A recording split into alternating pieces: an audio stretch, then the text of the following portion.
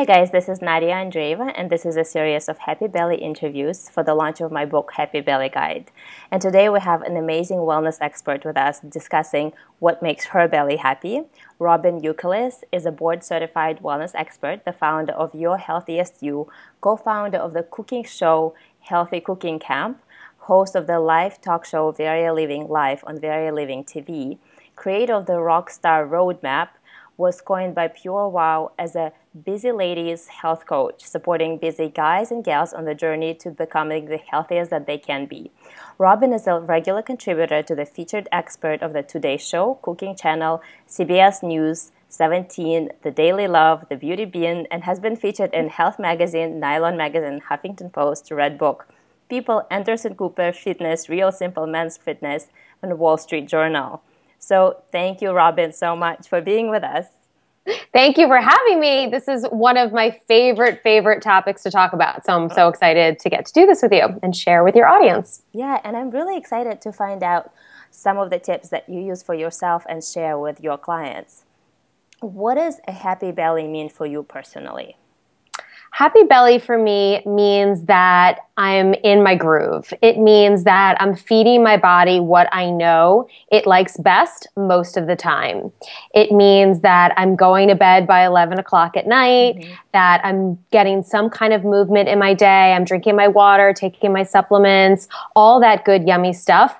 I usually say about 80% of the time. 20% of the time, it's okay, and that's fine, and I don't worry about it, and I go out, and I have fun, and I travel, and I'm relaxed about that. So really, it's a mix of knowing my baseline, knowing my non-negotiables, and what works well for me, and then also, just as important, knowing when to not worry about any of that, and to just relax and feel free and calm.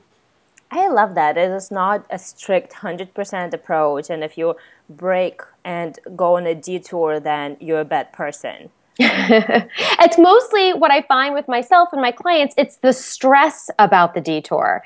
It's the worry. It's the negative self-talk that is what's so negative about the detour. The food itself and the enjoyment is completely fine. It's how we beat ourselves up and how we're not relaxed about it. You can have the most indulgent dessert with, yes, white flour and white sugar, but if you're calm and relaxed and enjoying yourself and savoring and chewing, that is going to be even better for you than a hectic, hurried apple on the go when you're completely stressed out. I'm 100% with you, because digestion just doesn't work properly when you're stressed out. Exactly. Or feeling guilty, for that matter. So why do you think having a happy belly is important? Like, what's the difference on the days when your belly is happy and then when your belly is not happy? Digestion affects everything, and I teach this day in and day out. It's, people come to me and they're like, I'm feeling run down, or my immunity is not going well. First thing I start with is their digestion. If their energy is suffering, same thing, digestion. Everything comes back to that weight. And so when you're not in a good groove with your belly and it's not feeling optimal and digesting your food really well for you, all those things suffer. So sleep suffers, your energy levels suffer, and you just feel like crap. That's true. What do you do on a day-to-day, like getting a little bit more personal, to keep your belly happy? So every single morning, non-negotiable water, a big flood of it. My big tip is to I have one right here. Hang on. Yay, me too. I have my tea. I get a mason jar because there's 3 cups in here. And so I fill this up and I put it on my nightstand before I go to sleep, and it's there for me first thing in the morning. And I drink about 2 cups of this, and the whole thing is 24 ounces. So before I've even started my day, I've got 24 ounces of water in me, and that just flushes everything out. And it reminds me that part of my job for the day-to-day is to take care of myself and to show up for myself. So that's the first thing that I do. A couple other things, I'm really religious about fermented veggies. So probiotic salads, all that good stuff, some kombucha, other things. Like, I make sure that I have that every day. The fork is in the jar all the time. So, have you tried coconut kefir? I have. I'm obsessed with it. So good. So good. I make a little cocktail with it, and I add it to some sparkling water, and I have this elderberry, Reiki mushroom magic little tincture thing that I add in there, and it's like everything happy in a glass. Yeah. Anything else besides water and fermented vegetables? Um, for me, a big thing is not grazing. Okay, 100%. So Ayurvedic. I know, and I teach Ayurveda, and that's the one thing that I get people to, really understand about. Do you teach about the metaphor of putting more rice in a pot of cooked rice if it's Yes, not, but I talk more about the beans because I think imagining beans that are not cooked and beans that are cooked, it's like Oh, that's a even worse. disaster. Okay, so good. So we were mixing metaphors, but for Yeah. those who are listening to this interview and may not have heard it, it's the idea of having a pot of cooked rice or beans on the stove and they're completely cooked through and ready to eat, and then you add more on top. And so I know for me, if I'm constantly nibbling or constantly feeding, something else is off. It means that I didn't have a calm meal time. It means maybe I didn't eat enough with my meal. And it's less about what that grazing does for my stomach. Yes, it does do some things, but it's more of a signal of self-care and what's happening in the bigger picture. 100% agree with you. So I love that you brought up that tip. What foods make your belly feel particularly happy? So if you know that, for example, you have a super stressful day or you're traveling and you want to go easy on your digestion, what foods would you choose because you know that 100% your body will react well to them? My travel salad, and this isn't for everyone, this is what works well for me. My go-to travel salad, I do not get on a plane without it, is my massaged kale salad. Okay. Because I need those greens. I feel like they irrigate my system. I feel like if I'm going to be on a long flight, like it's just taking those greens and getting them in me. And then that with the mix of healthy fat is super satisfying. And I feel like having that packed meal helps sort of put me in the best position forward for whatever else may come on that trip. It's like, okay, here's my last leg of what I know is under my control that I made myself. And some people have a hard time with raw greens or raw vegetables. For me, that works really well. So and I think the point here that you mentioned, it's massaged kale salad. So not like it's completely rough leaves. It's something that's already been a little bit broken down, so it's easier for the body to break down.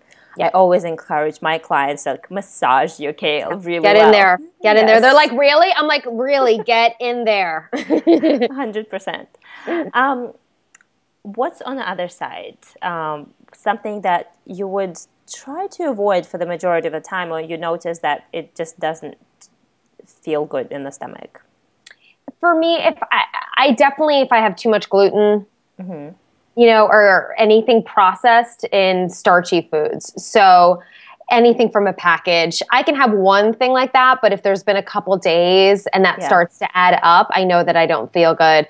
A lot of sugar, baked goods, things like that. When it goes beyond I'll just have a couple bites of that, or I'll share that, and it becomes a regular thing. Like my mom I love her to death, but she makes a lot of old school recipes and they have white flour and white sugar. And it's not just the one cookie, it's stuff that's out on the counter and it's all there for days and days if I'm visiting with her. So when I have too much of white flour, gluten, things like that, I really do start to feel that foggy and I feel sluggish. I feel my energy dip and I get cranky more than that. And I know that that all comes from my belly.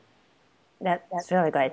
Was your belly always happy? Because I know people can look at your story and find out more on your website, Your Healthiest You. But tell us a little bit here, because I know that you had your own struggles with food, your own struggles probably with digestion that came because of the struggles with food. What was your journey like? Yeah, it's interesting. On the technical side of digestion, I've always been really lucky. Like I've always been able to really pretty much eat most things. I don't have a gluten allergy. I feel better when I don't eat it, but I'm not allergic to it. I don't necessarily have a dairy allergy. I just feel better when I don't eat it. But I can eat pretty much everything, which can be a good thing and a bad thing, right? Yeah. Because I can eat the crap and be okay, eat those things that aren't necessarily the healthiest choices. So technically my digestive system's always been really strong. Where I've struggled with my digestive system is the macro level of what I'm digesting. So the big picture. So what will throw my digestion really off, and especially when I was a kid and through childhood, were emotional things that I had a hard time digesting. So everything would go to my stomach and I would immediately get a stomach ache. It wouldn't affect it wasn't food related. It was purely emotional. So if I was stressed about a test or school or anxious, I would have a stomach ache and need to lay down and be sick. What took you, what took you to recognize that trend? Because I think a lot of women have that trend, but they're just not connecting the dots. Like, I'm stressed out and I don't go to the bathroom, or like I can't express my emotions and that's why I'm constipated. Like they know that they have those two issues, but they don't connect them. What it took you to understand, okay, like this is the connection? I think at some point in adulthood, when I started to really evaluate and go to school for nutrition and teach this, I started to realize like all the trends, because things, as you said, they become normal to you when you're a kid, like, or, you know, even as an adult, that was normal to me. Oh, Robyn has a stomach ache. Robyn has a stomach ache. And when I started teaching this, I really realized like, oh, even though I have a strong stomach and I can technically digest these foods, I'm emotionally sensitive in that sense. And for me, I think it was just where it eventually started clicking, where I realized it wasn't just what I was eating, because I was fine. It was how I was eating. And so needing to feel calm, letting my belly go, you know, not clenching it, not tightening it, and how that would relax me. And especially for me, I've learned that it takes my system longer to warm up in the morning. So I know some people can eat, you know, and they recommend eating, some people, 1 hour within waking, but I need longer. Me too. Like I could never get on that trend. I'm like, I need 3 hours before I get hungry. Yeah, I just need some time for my belly to be like, okay, we're cool here, and I feel relaxed and I feel safe. So I don't know if it was necessarily, you know, an aha moment. I think just through being in this world and teaching it so much that I made that connection, and I know what better things to do for myself. Okay. Yeah, and it's wonderful that you created that connection, that relationship with the stomach in terms of checking in. Are you relaxed? Are you ready to take in food? And I think that's something that a lot of women are on the path to learning. Yeah, absolutely. So when somebody, one of your clients or somebody in, out of all the people watching the interview, are just at the beginning of creating a better relationship with their digestion, whether they're suffering from bloating or constipation or cramps, what would be some of the tips of simple steps that they can start taking? Yeah, one thing I love to teach is what I call the rule of 5. And so in any given meal, not having more than 5 ingredients. I love that. So, and it doesn't include olive oil or salt and pepper, but like any main base ingredients, because people are getting hip to health right now, right? Like they know what's up with kale. They're shopping at Whole Foods. They're there. But unfortunately, I think a lot of people are taking a good thing and thinking of some is good, a lot is better. And they're adding all of it in. And so when you go to one of these salad places and you pick 10 different things to put in your salad, and even though 4 of them are proteins. Right, exactly. Even though they all may be healthy and even potentially organic, there's just too much going on. We're giving too much information to our bodies, especially if you're someone that does suffer from any of those conditions. So I recommend going on a rule of 5 diet, breakfast, lunch, dinner, anything, not having more than 5 ingredients in it, and just simplifying and see how your body heals and how it feels, essentially. I love that tip. And I guess that makes food combining so much easier because you're limited to 5 ingredients. Yes. And you have to be super mindful to choose, okay, if I have only 5, let me choose the best. Right. And it makes it easy to keep it simple, you know, not thinking, what are these complicated things? How many recipes am I making? And it keeps you out of the upgraded, healthier treats too. Like there may be muffins that are made with almond flour and all this heavy stuff, but there's still a lot going on there if you're trying to rebuild your digestive system. That's wonderful. So if people want to learn more about one of your TV shows or one of the programs that you're doing, where can they find more information? Yeah, absolutely. Join me over at All Things Healthy and Happening at yourhealthiestyou.com. And you can grab my free on-the-go guide, which I have resources and recipes, all for busy women on the go, and all super helpful for digestion as well. Wonderful. And make sure to download your free chapters from the Happy Belly Guide and watch all other interviews from the Happy Belly series. Thank you. Thanks.